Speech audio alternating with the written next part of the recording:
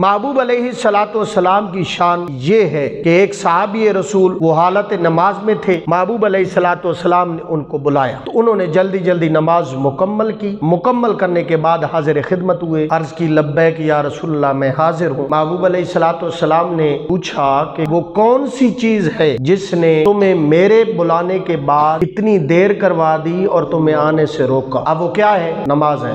अर्ज की या रसूलल्लाह मैं नमाज पढ़ रहा था, इस वजह से जल्दी जल्दी मुकम्मल करके आपकी बारगाह में आया हूँ। आपने इरशाद फरमाया क्या तूने कुरान नहीं पढ़ा? हम भी कुरान पढ़ते हैं, बाहर बाहर से पढ़ते हैं, वो काले लफ्जों को पढ़ते हैं, अंदर नहीं जाते। अगर आप कुरान को खोले ना तो हुजूर की शान को जिस तरह कुरान बयान करता है दुनिया की कोई भी किताब बयान नहीं करती, क्योंकि इस कुरान को नाजिल करने वाला खुद रब ताला है। उसी रब ताला ने ये ऐलान किया ला रैब फी, इसमें कोई शक भी नहीं है। तो अल्लाह के महबूब ने पूछा कि तुझे मेरे पास आने से किस चीज ने रोका? इतनी देर से आया है, मैंने तो पहले बुलाया था। आप भी सोचे, मैं भी सोचूं, है तो अल्लाह की इबादत, लेकिन वही जो शरीयत बनाने वाले हैं वही पूछ रहे हैं किस चीज ने रोका। अर्ज की या रसूलल्लाह मैं नमाज पढ़ रहा था। हुजूर ने फरमाया कुरान नहीं पढ़ा? कुरान तो ऐलान करता है जब अल्लाह और उसका रसूल बुलाए सारे काम छोड़ दो, अल्लाह और उसके रसूल की बारगाह में आ जाओ।